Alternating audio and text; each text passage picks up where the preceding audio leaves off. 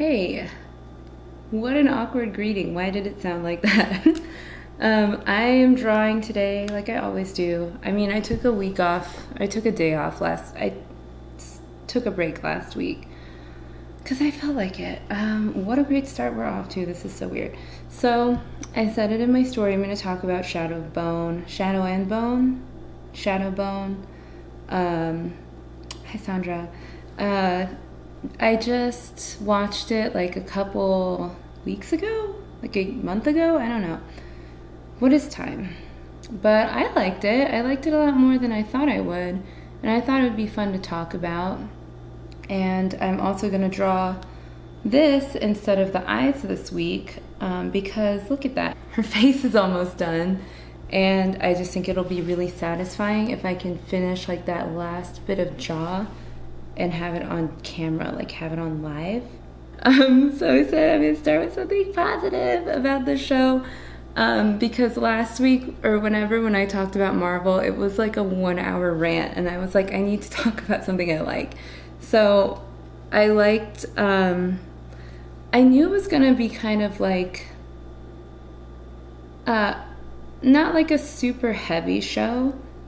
And sometimes I want that and sometimes I don't, you know? So what I would call a heavy show is like Westworld or like Chernobyl, like something where you have to be like completely involved and it's almost like taxing how much emotionally the show takes. And sometimes I like that because a lot of times in my experience for a show to be really engaging, it has to be like pretty heavy in that way. So, you know, that's usually a trade that I'm willing to make. Like I'll be emotionally tossed into the wind if that means I get a show that like really makes me think and really like challenges me. But I wasn't totally in the mood for something so heavy, and I knew Shadow and Bone would be pretty light just based on the trailer, and you know it's based on like a fantasy book, and I think from what I've seen it's kind of considered like YA. So I was excited, but because I knew it would be kind of lighter, hey Sunstony, because I knew it would be like a lighter show, I wasn't expecting it to be that as engaging as it was. So you're the queen. So I was just pleasantly surprised by how into the show I got after like the first episode. I was like, okay, I see character development happening. I'm interested. Like normally when a show is light like that and like easy to watch, I don't find it super interesting in that way. Like I'm trying to think of an example of a show that's like light. Usually like something like King of the Hill or something. Like it's a great show. Actually, I love King of the Hill and I'll watch it till I die. But it's not like, oh my gosh, I have to know what happens next, you know? It's just like each episode is its own contained story. So that's kind of what I was expecting from Shadow and Bone. Like I didn't expect to be like invested. I expected it to just be like something I could have on in the background and not worry about so much. Thank you for saying that the drawing looks sick. I'm keeping tabs of how much time I'm spending on it. And one reason I'm talking about Shadow and Bone right now is because I watched the entirety of it whilst drawing this hand.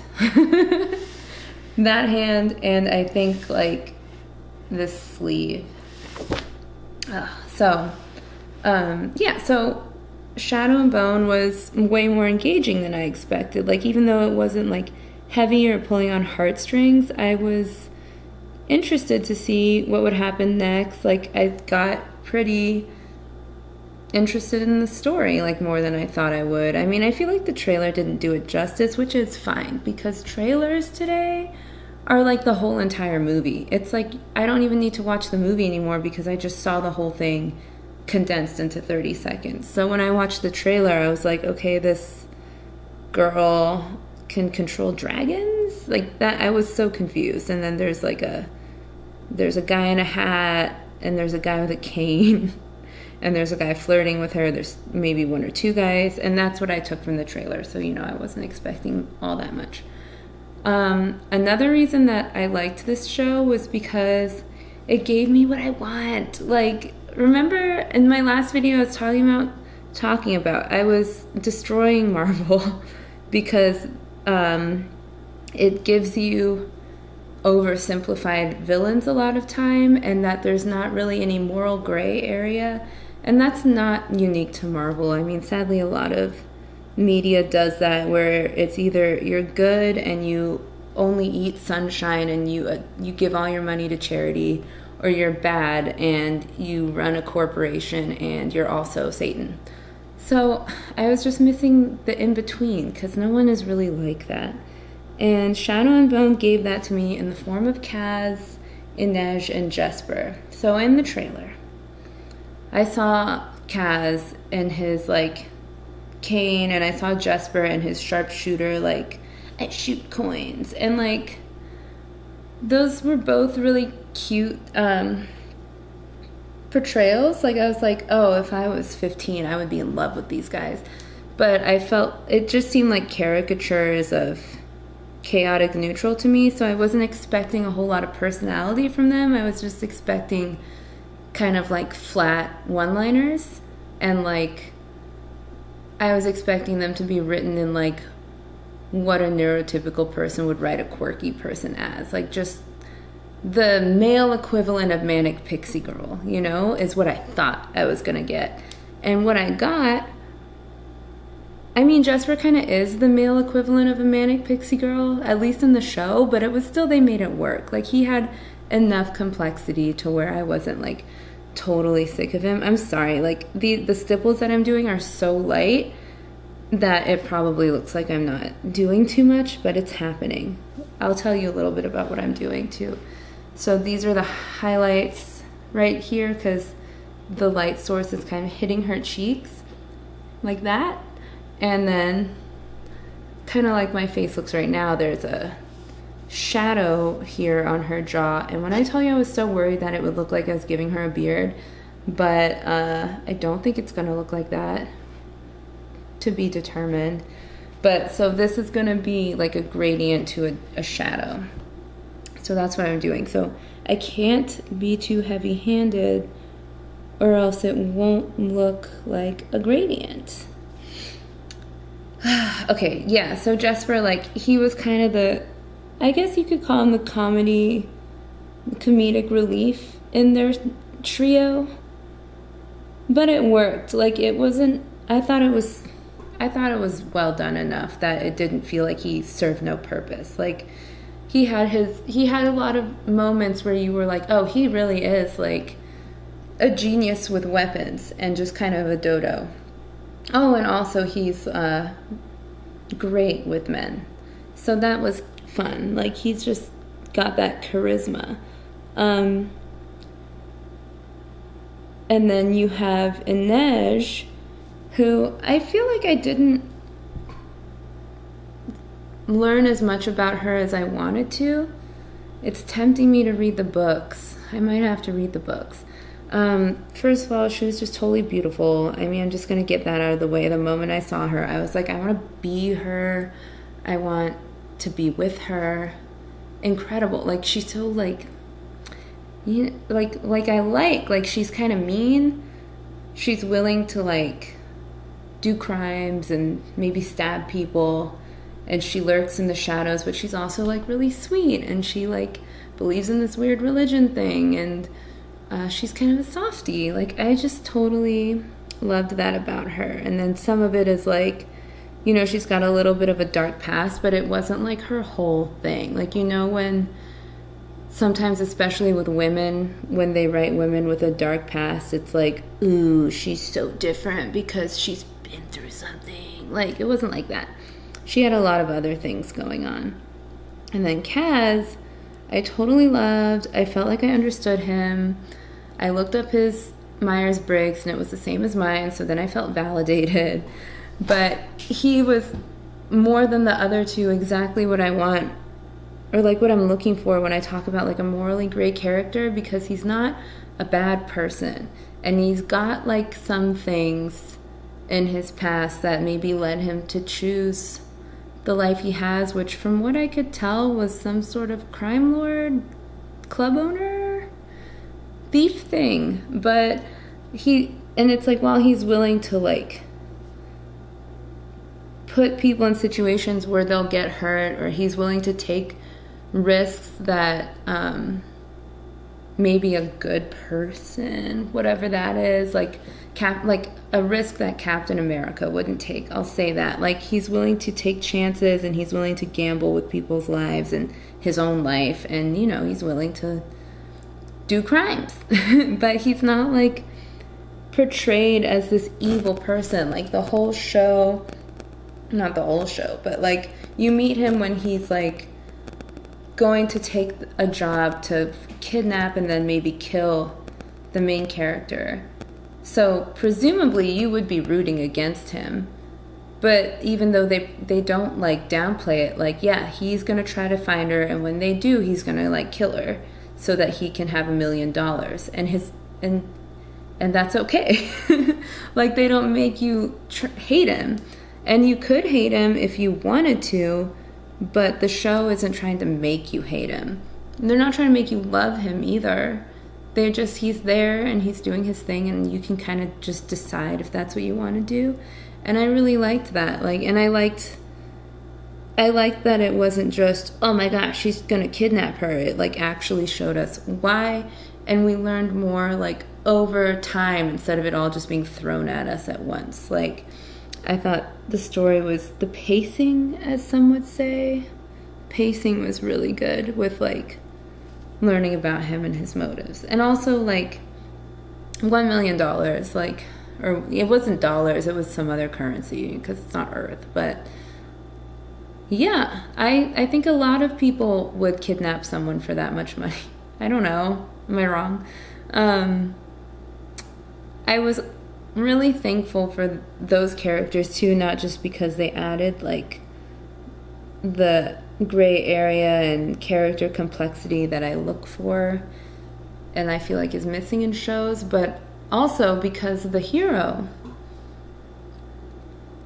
I was extremely underwhelmed by Alina Starkov, and that's fine.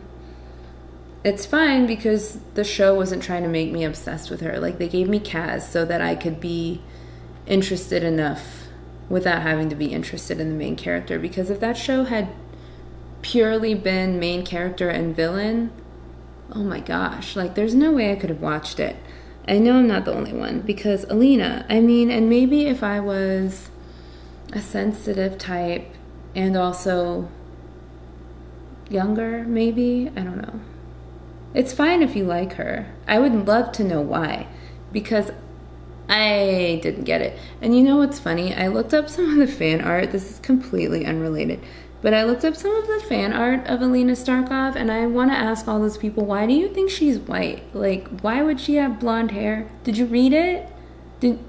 I didn't read it, but I watched it, and it was pretty clear that she was not supposed to look like a blonde white girl. She wouldn't have had half the problems she had if that's what she looked like.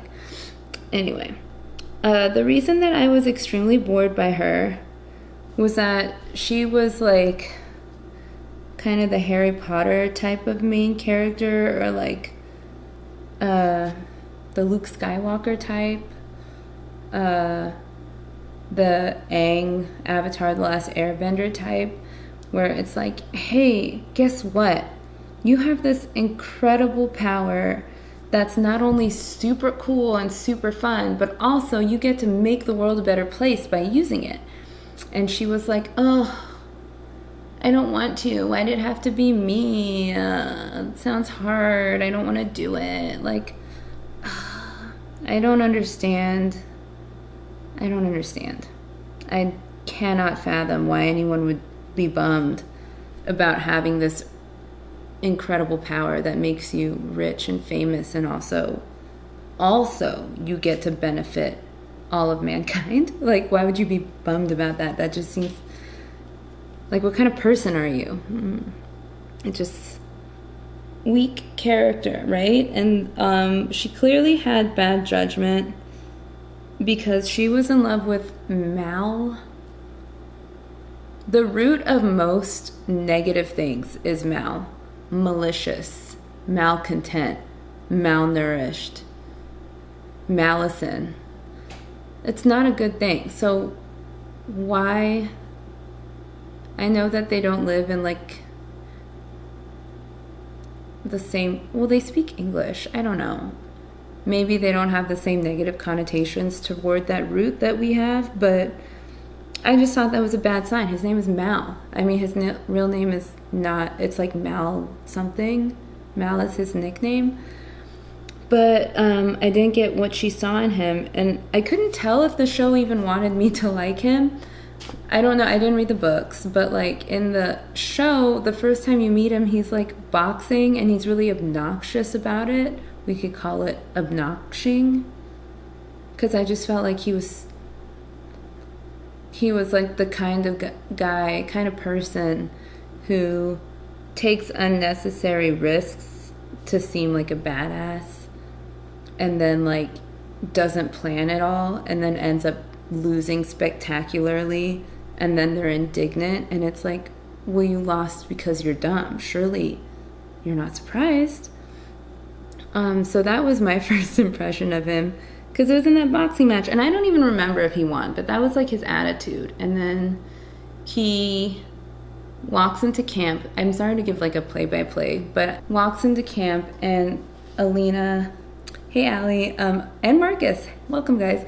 Alina's like all excited to see Mal, and she's like a puppy, like she's just so happy. This is her best friend, and he's like, I'm too cool for you. I just made money from my boxing match. Like, why are you acting like you're too cool for your literal childhood best friend? And if I was the childhood best friend, I would be like, I would be upset. I'd be annoyed, and I'd be like, why are you talking to me like that? You're being dumb. But she just loves it. I don't know. It's weird. And then just the whole time, all her motives are like trying to stick with him and like always be with him. And I get that like they don't have cell phones, so she couldn't just text him when they're not together. But I just felt like you can't base your whole career path on like hanging out with this guy you have a crush on. He's not even that interesting. Like, there's so many other guys in the world, and she's not even trying to meet them. I don't know. I was just like, come on, Alina, like make some decisions for yourself. So she like, oh, I was floored when she burned a whole ass map so that she could be assigned to go on a dangerous mission with him. Like, this is where you're going to take initiative. This is the moment where you're going to be like, okay, I'm taking my fate into my own hands. Yeah. So I found it really hard to relate to her because what are you doing, you know? And so she goes on this death mission thing with Mal and like a bunch of other people. And the whole time it's just bad decision after bad decision. People die, and then she blows up that monster or something, and that's like the show. And then, oh yeah, and so then you learn about how there's tests that they take when they're teenagers, or like children, I guess, to see if they have power. And this girl was deliberately compromising the test so that she could hang out with this same boy, Mal. Like, she's been obsessed with him since they were babies. I know that some people, like, they marry their high school sweethearts and it works out, but I don't think that's typical. I don't feel like you should just fixate on one person that you met when you were 5 and follow them around for the rest of your life. Like, there's a whole world out there. There's a whole world. You can't just, like, pick where you go to follow this guy around who's, like, clearly not interested in you. Oh my gosh, and he was the definition of, I, like, don't want to curse for some, but you know what I'm talking about, like, a fuckboy, you know, like he knew that she liked him, and he would do all these little things to like lead her on. And then like there's this moment where she gets turned away because of racism from getting dinner at this like cafeteria or something, which doesn't make sense because she was in the army. But anyway, so he steals some food for her. How sweet, right? I mean, I feel like he could have bought it, but he stole it. And then he like brings it to her, and she's like, oh my gosh, how nice of him. He brought me food. And then he like sees that she's feeling thankful and close to him, and then he's like, okay, well, I'm gonna go gamble now. And she's like, can I come? And he's like, no. Like, why can't she go with you? And she's just fine with that. Like, oh, he's just like constantly like hot and cold. So when she started flirting with General Kirigan, I don't remember, but he was like 15 times hotter and 3,000 times more interesting. And even though I could kind of tell, not just from the trailer, but just his general demeanor, that he was going to end up being the big baddie, I didn't even care, because I was like, yes, absolutely. Like, make out with this guy. Like, this guy is the coolest. You know, maybe it won't be so bad. If, like, maybe he won't be that bad of a villain. So I was excited for that. That was fun. And I was worried that it would be like the thing between Kylo Ren and Rey, where it's like Rey is clearly not interested, and the villain, maybe, like, Kylo wasn't really that interested either.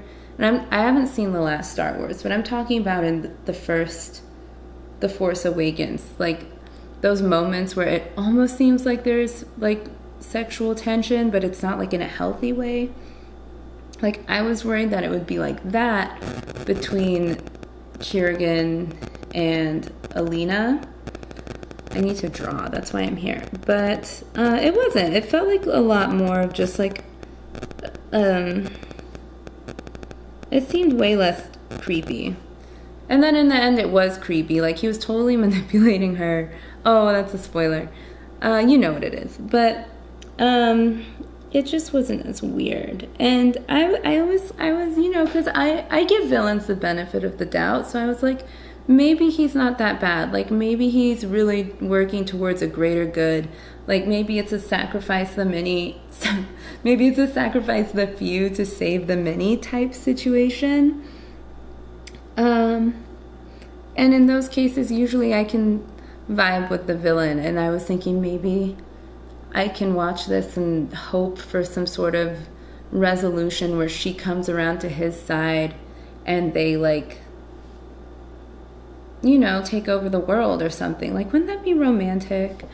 But it turned out that he wasn't quite, you know, when I learned about what happened to him and what made him the way that he, like, what led to his motivations, I wasn't impressed. You know, I definitely felt like he was the baddest bitch in the show, and that, like, he was really cool, and I liked the way it ended with him, and I'm not disappointed with the way it ended. I don't know, I'm almost like, I guess it's like a newer show, so I don't want to spoil it that much, but yeah, I didn't think his motivations were like as cool as like Logain and Dragon Age or something. Like, I felt like it just wasn't enough where I was like, this was your only outcome and what you're trying to do makes sense to me. Like, I felt like there's maybe other things that he could have tried.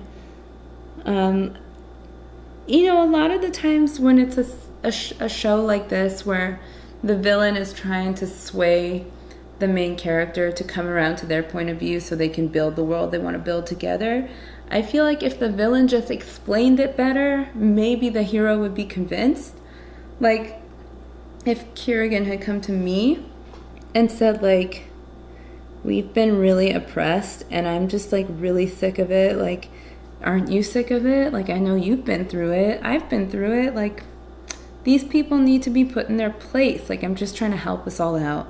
and it's going to be messy for a while, but my 10-year plan is to get us to a place where, blah, I could be convinced.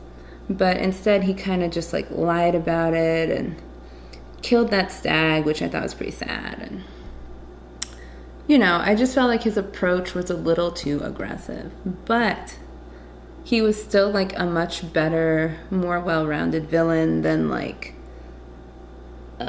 what they serve you in Marvel movies sometimes. So I liked the show. I mostly just really liked Kaz and his crew, though, because there were a lot of times when, like, it was showing me what was going on with Alina, and I was just like, yawn, like, not really interested. I honestly do think that of all the different stories they were following, like, Alina's was the least interesting. She definitely kind of gave me, like, I don't know, it was like a comfortable rest between the more interesting storylines, because it's like you've got Nina and that German guy. I don't even know. I forget. Nina and that guy, and they're like in the mountains together, and then you've got Kaz and his crew, and they're like doing their heist, and then in between those like intense things, it's just Alina like trying to write letters to this boy who's not interested in her, and then him writing letters back, and it felt obvious to me that those letters were being intercepted, but Alina doesn't think that much. Like, girl. Also, I mean, this is a side note, but I don't know how society functioned on letters alone. Like, how did we get anything done? This show was a perfect illustration of, like, she's writing letters thinking he's in one place. He's writing letters thinking she's in one place. He's not getting the letters because he left to come see her. And she's writing him letters like, why haven't you come to see me yet? But he doesn't know she sent the letter asking him to come see her. So he doesn't go see her, and then she's all mad. But I think also people were just like straight up not sending the letters. So there's a whole, like, someone could literally just not send your letter. Can you imagine? I don't know how we got here.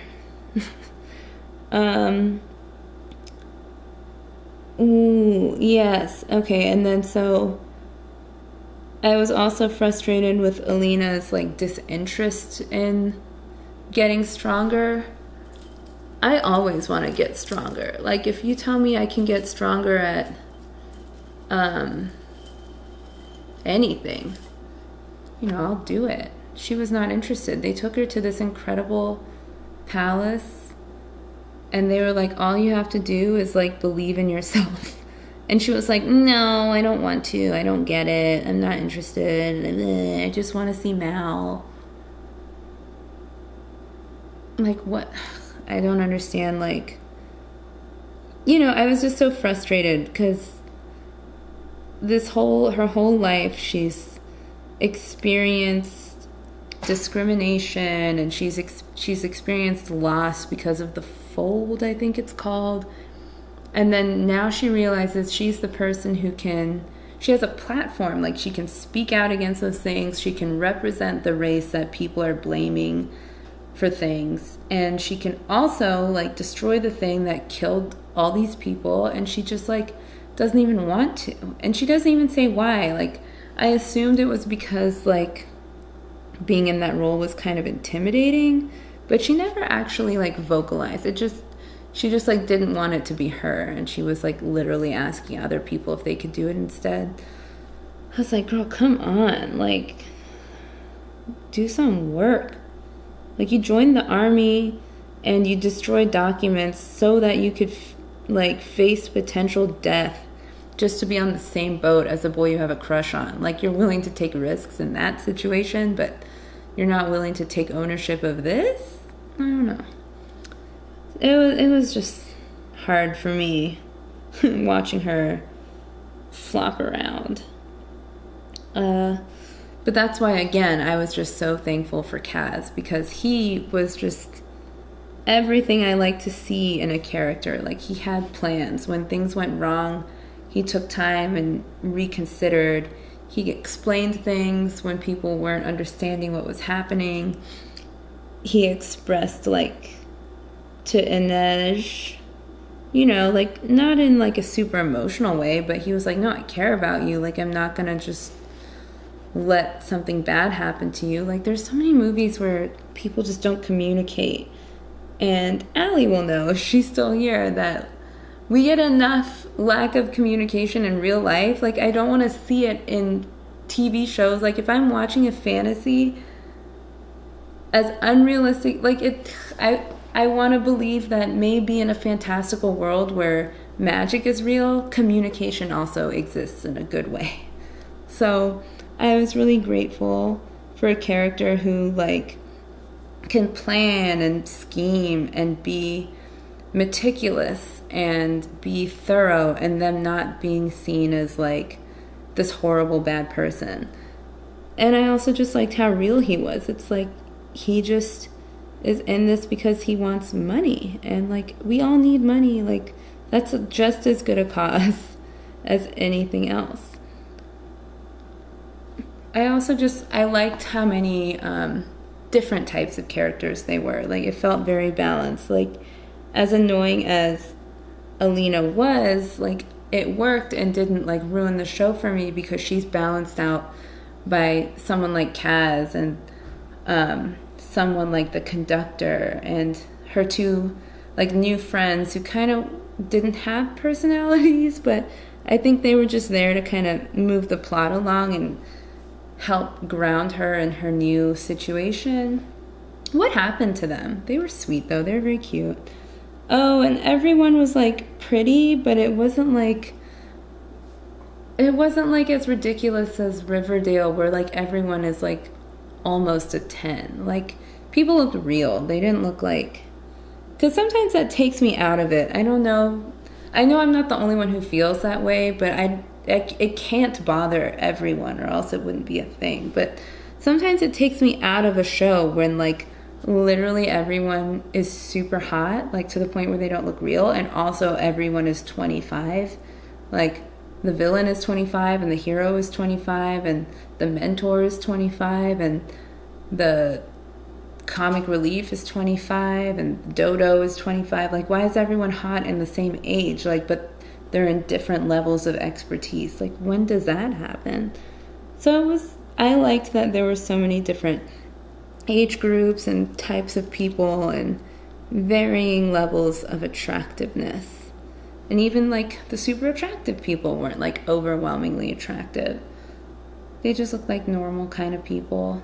I really liked Baghra.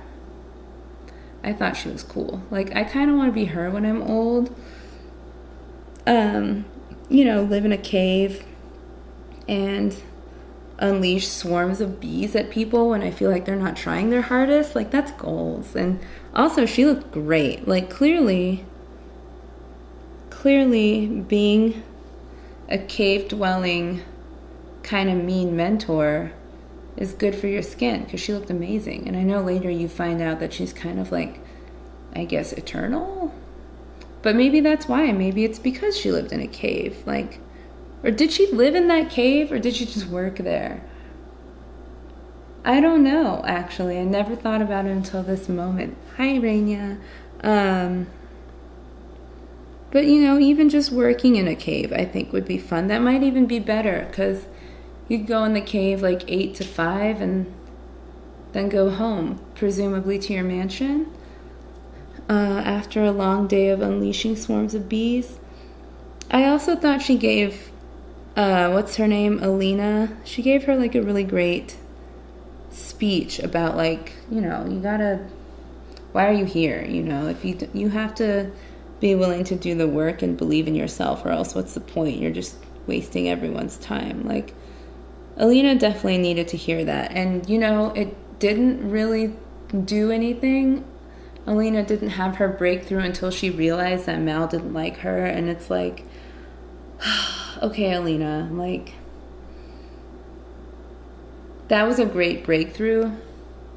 But I would just love if every moment of her character development wasn't Mal related. And I'm not saying that like the writer wrote her in a bad way. I just hope that well, maybe I should read the book so I don't have to wait for the next season, but I hope that she outgrows that. Oh my gosh, I hated Mel so much. Like, I hated that the whole time they were together, which was like almost their whole lives, he didn't care. And then the moment that she's gone, he's like, oh my gosh, I like have to go get her. And he's just like doing all these dumb things. And those two guys got killed. They were so funny. There were so many like funny people in the show. Ugh. So this has nothing to do with heroes or villains, because Nina and that guy whose name I literally can't remember and probably will never remember, because I pulled up like the cast, but I don't know if I have facial blindness, but I like can't tell people apart sometimes. And so I'm looking at all these pictures and I don't even know which one he is. Oh, is it this one? Matthias? I think that's him. I wasn't expecting to like their storyline very much, because it was kind of like a Beauty and the Beast thing. And I was like, Beauty and the Beast, like, I'll let it slide. But the whole like falling in love with your kidnapper thing is kind of like, I feel like we're past it. So I was expecting to just be frustrated with that storyline, but oh my gosh, darn if that didn't suck me in. I was completely smitten with their little storyline. Like, I thought it was the cutest thing in the whole show. And I was like texting my friend, and I was like, they got me. Like, darn it. I am just sitting here waiting for more about Nina and Matthias. Ugh. And I feel like that speaks to how this show sucked me in. Like, completely, I was not expecting it. Like, I expected to like enjoy the show, and I expected to roll my eyes at it a few times, but for the most part think it was fine. But yeah, I liked it to the point where I was like kind of sad when I finished it. And I did try to stretch it out. Like, I tried to only watch it while I was working on this, and like I said earlier, it did take me a while because it took me like this whole hand to get through, I think, or maybe it was this hand. It took me a big chunk of this, because I think each episode is like, I really don't know.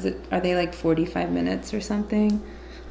The only thing though was like, I didn't read the book, so there were a few times where I had to like ask friends who did read the book. Like, I kind of had to like go back a few times to understand, and that's fine. Like, I think I would rather that than a show over explain things to me.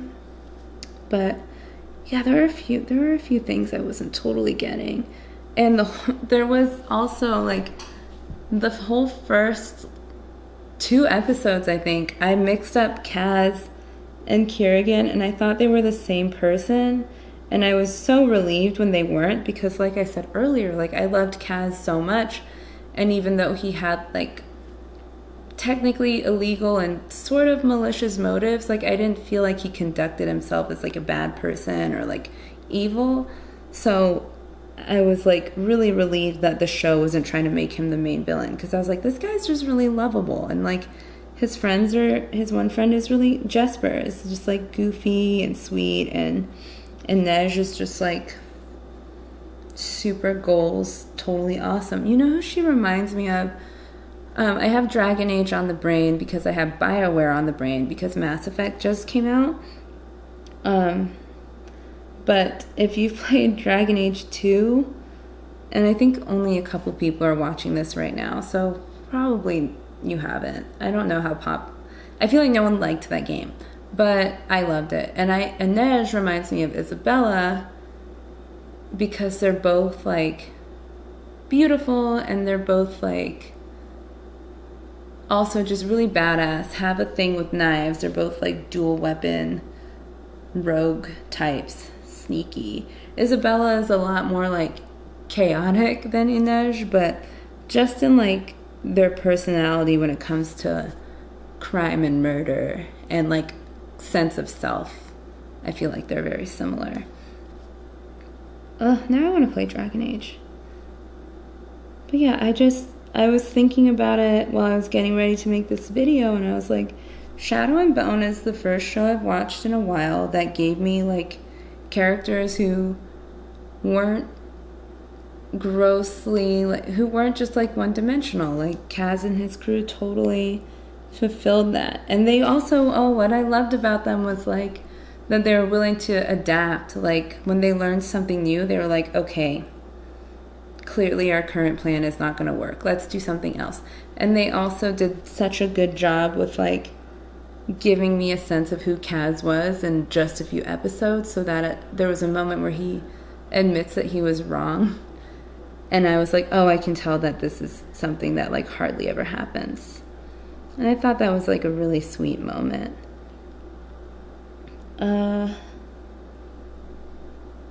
Honestly though, I was more excited for like Kaz and Alina and all of them to come together than I was for Alina's to be reunited with Mal.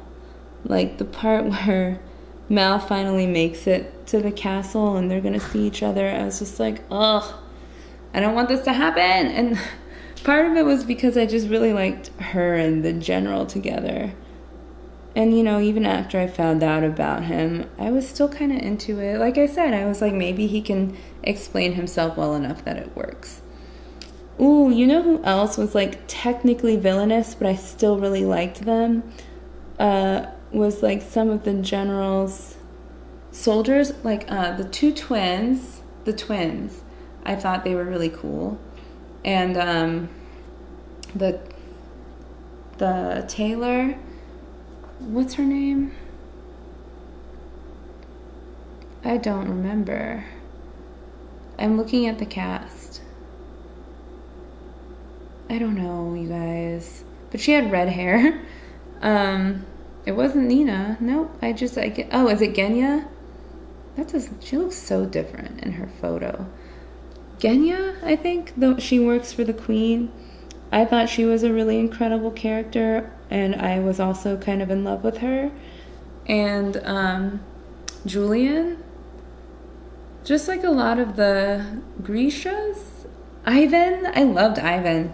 I kind of want to be Ivan. I really liked those characters, and I liked that you get to know them and you kind of start to like them, and then when you find out that their goals aren't aligning with Alina's anymore, nothing about them changes. Like they don't suddenly become these like malicious characters and they're like, we never liked you and we were plotting against you all along. Like there's nothing like that. They weren't even really plotting against her per se. I just like they still stayed exactly who they were. They weren't portrayed in any different kind of light. They were just being themselves and doing their thing. And I just was really grateful for that, because so many shows, like, they make you like a character and they make you think like, oh, this is a cool person, and then when they do the big like reveal that they're like bad, they suddenly, uncharacteristically, those characters are just suddenly really mean for no reason, or they're just like really uninteresting all of a sudden. I think that's lazy writing. Okay, look how close we are to done. There's just like that much left. Oh my gosh. So I want to finish it on camera, because that was my whole goal, was to get that whole jawline done. And like, I was worried. I said earlier I was a little worried that I would do it too heavy-handed and it would look like a beard. But I don't think it does. That looks like a shadow. I got a good gradient. And it looks super weird right now when I hold it up to the camera. But I think that that's just because the lip is not filled in yet. And, you know, it looks kind of nuts. But once I do the mouth, it won't look like a weird monster. We're so close. So overall, if you haven't watched Shadow and Bone, I should say the real name. if you like fantasy and if you like you want something that's engaging but not super heavy, I would say watch it. Like I'm not if I'm not usually someone who can just like sit and watch a show without doing anything. I almost always have to be doing something else. But there were definitely some moments where Shadow and Bone grabbed my attention so much that I stopped drawing for a little bit to just like sit and watch what was happening. And I think that's a sign of a good show, like when you actually are like, whoa, like shook from what some of the twists. And I had fun, like there were moments where I would like text my friends and be like, oh my God, what? And that's always fun when a show is fun to talk about with people. Like I said, Alina's kind of like the most boring hero ever. Oh, she also reminds me of the main guy in Blood of Zeus, Heron. I think they're even the same type, the same Myers-Briggs type, because I am totally that person who looks up the Myers-Briggs for literally every character in every show that I watch because I want to feel like I can predict what they're gonna do. But yeah, she was a lot like him in that they both were just like, I don't want this responsibility, like I don't want to save people and make the world a better place. I just want to keep being an unimportant nobody. But then when they were an unimportant nobody, they were super miserable. So it's like, that's not what you want. Like, just own it. Like, this should be a great moment for you. Okay. There's like one, can you see? There's just one smidge of white left. And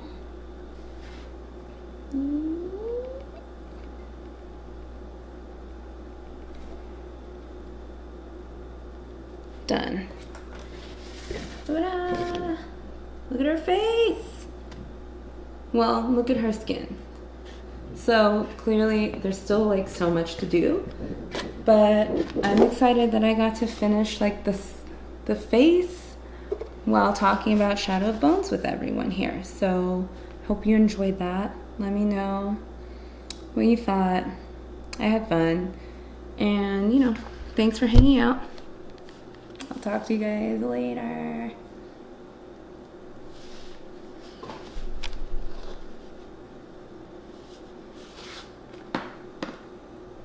Thanks for hanging out.